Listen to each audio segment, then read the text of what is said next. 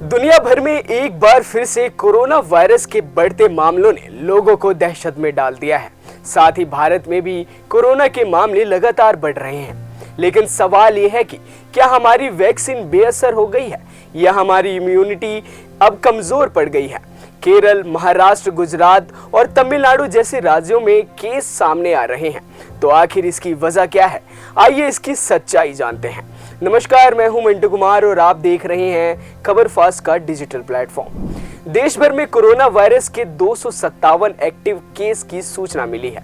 केरल में सबसे ज्यादा नए केस और एक मौत की खबर है, लेकिन ज्यादातर मामले हल्के हैं। वहीं सिंगापुर, हांगकांग और थाईलैंड जैसे देशों में भी मामले लगातार बढ़ रहे हैं, जहां ओमिक्रॉन का नया वेरिएंट JN.1 और इसके सब वेरिएंट LF7 और NB.1.8 जिम्मेदार है। JN.1 को पेरोला भी कहा जाता है, जिसमें 30 से ज्यादा म्यूटेशन है। ये वेरिएंट तेजी से फैल सकता है, लेकिन विश्व स्वास्थ्य संगठन यानी कि WHO के अनुसार ये पहले के वेरिएंट की तुलना में ज्यादा गंभीर नहीं है। भारत की बात करें तो अकेले मुंबई से 95 मामले सामने आ चुके हैं। स्टेट हेल्थ डिपार्टमेंट के मुताबिक ये हैरानी का विषय है, क्योंकि महाराष्ट्र में जनवरी से केवल 106 मामले दर्ज किए गए हैं।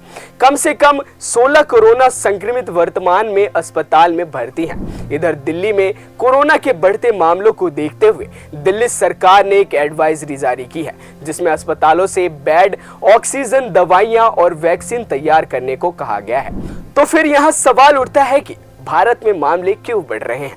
विशेषज्ञों की माने तो वैक्सीन का असर पूरी तरह खत्म नहीं हुआ है। समय के साथ वैक्सीन से बनी एंटीबॉडीज कम हो सकती हैं, खासकर अगर किसी ने बूस्टर डोज नहीं लिया हो। लेकिन हमारे शरीर की मेमोरी T और B सेल्स अब भी वायरस से लड़ सकती हैं और गंभीर बीमारी से बचाती हैं।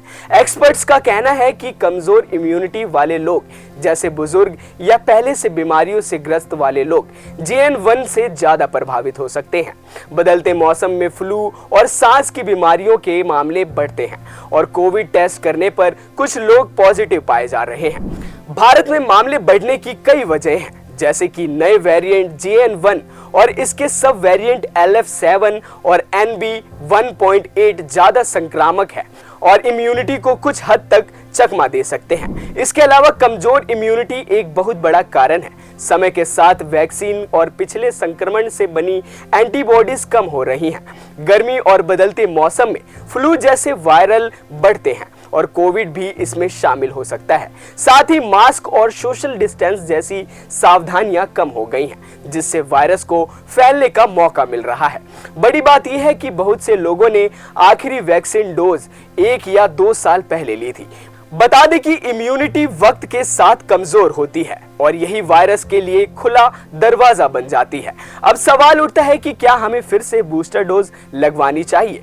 जानकारी के अनुसार अगर आप बुजुर्ग हैं या इससे पहले आपको कोई बीमारी है तो यहाँ बूस्टर आपके लिए जरूरी हो सकता है। लेकिन सरकार की तरफ से अभी तक कोई नई गाइडलाइन नहीं आई है। लक्षण भी बदले हैं। अब बुखार कम है, लेकिन गला खराब, थकान और हल्की खांसी ज्यादा हो रही है। यानी कई लोग कोरोना को मामूली वायरस समझकर इग्नोर कर रहे हैं और यही असली खतरा है। इस बार ना लॉकडाउन है, ना ज्यादा डर, लेकिन यही लापरवाही संक्रमण को बढ़ा सकती है। हमें मास्क, टेस्टिंग और बूस्टर पर फिर से ध्यान देना होगा, वरना तीसरी लहर की यादें फिर ताजा हो सकती हैं।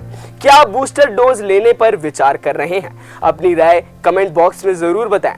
अभी के लिए बस इतना ही। देश और दुनिया की तमाम खबरों के लिए देखते रहें खबर फास्ट का डिजिटल प्लेटफॉर्म। नमस्कार।